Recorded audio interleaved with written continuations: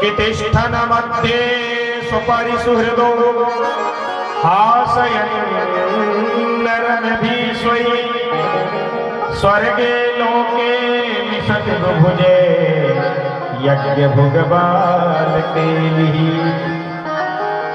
सुखदेव स्वामी कहते हैं राजन, भगवान तो बाल केली, बाल विनोद कर रहे हैं, बच्चे हैं तो बच्चे की तरह लीला कर रहे हैं। और बूढ़े ब्रह्मा की मति ऐसी खराब हुई तो बूढ़े ब्रह्मा को भी भगवान की माया ने पकड़ लिया और ब्रह्मा जी परीक्षा लेने के लिए धरती में आ गए। ये भगवान है कि कोई ऐसे कोई ग्वारिया है? ब्रह्मा जी आए, जितने भी बछड़े थे सबको लेकर के ब्रह्मलोक चले गए।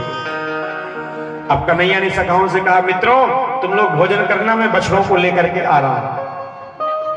कन्हैया बछड़ों को लेने गए, तब तक ब्रह्मा जी ने सभी सखाओं को उठाए और ले गए ब्रह्मलोक। अब देखो भैया, हमारे यहाँ का एक वर्ष ब्रह्मा के यहाँ का एक पल होता है। ब्रह्मा जी को लगा कि अब एक वर्ष हो गए, जाकर के देखूं क्या हो रहा है वृंदावन में।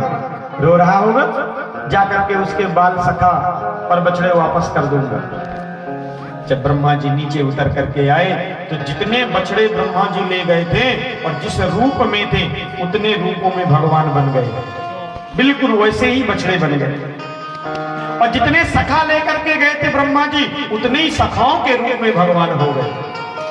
और ये लीला एक वर्ष तक चलती रह गई वृंदावन में। ये बात किसी को पता नहीं चली। एक दिन दाऊ भैया ने देखा कि जो बड़े बछड़े हैं उनसे प्रेम गौ माता कम करती हैं। आजकल जो बछड़े आए इनसे ज्यादा प्रेम करती। अरे देखो तो ये गोपियां अपने बच्चों को डांटती रहती थी, पर आजकल बहुत ज्यादा प्रेम करती। ये सब क्यों? दाऊ भैया ने ध्यान लगा करके देखा और प्रत्येक बछड़े के रूप में गोविंद को पाया और प्रत्येक सखाओं के रूप में गोविंद को पाया। दाऊ भैया ने कहा, क्यों रे लाला, तूने ऐसी लीला क्यों करी ब्रज में? तब कन्हैया ने कहा कि दाऊ भैया, एक दिन मैं मैया का दुग्ध पान कर रहा था तो ये गैया मैया देख करके रो रही थी। ये गैया मैया मन ही मन सोच रही थी कि ऐसा सौभाग्य क्या हमें भी मिलेगा? क्या कृष्ण बछड़े बनकर के हमें भी, हमारा भी दुग्ध पान करेंगे? अब देख लाला, देखो दाऊ भैया, इतनी गैयाओं के लिए मुझे कई बार जन्म लेना पड़ता, तो मैंने एक ही बार में सबके बछड़े बन गया, सबकी मनोकामना पूरी कर दी। और ये ब्रज की गोपियां भी मैया यशोदा को देखती हैं। इन गोपियों को भी लगा करता है कि जो सुख यशोदा को मिला वो सुख क्या हमें नहीं मिल सकता? तो मैंने इन गोपियों के भी मनोभाव को समझ करके उनकी भी मनोकामना पूरी कर दी। देखो, एक साथ में भगवान ने सबकी इच्छाएं पूरी कर दी। अब ब्रह्मा जी आकाश मार्ग से नीचे उतर करके आए। भगवान ने जब ये लीला दिखा दी, क्योंकि ब्रह्मा तुमने मेरे भक्त नहीं हो सकते। ब्रह्मा जी बार बार स्तुति किए और वैकुंठ लोक को चले गए। आगे चल करके बलराम जी के द्वारा धेनुकासुर का उद्धार हुआ।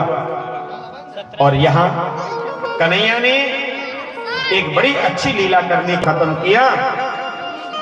इधर एक कालिया नाग रह रहा है ब्रज में।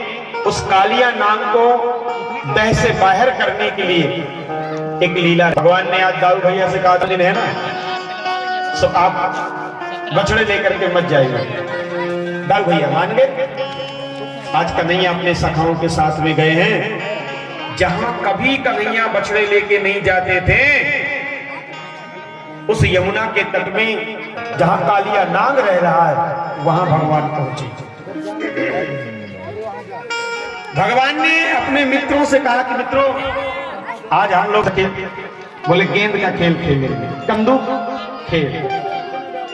और कन्हैया ने नियम बना दिया कि जिसके हाथों से गेंद दह में जाएगी उसे ही गेंद निकालना होगा। मधुमंगल मनसुता कहने लगा, लाला तेरे हाथ से गेंद गई, तुझे ही निकालना पड़ेगा। कन्हैया ने कहा, मित्रों मैंने नियम बनाया था, इसलिए गेंद को मैं ही निकालूंगा। भगवान गेंद को लेने के लिए दह के पास जैसे जाने लगे, ऐसे बना मैं कहा, तो बाल सखाओं ने हाथ जोड़ लिया, लाला हमें गेंद नहीं चाहिए। हमें हमारा गोविंद चाहिए। सुना है कि इसी दह के अंदर कालिया नाग रहता है, और यदि एक बार भी कालिया नाग ने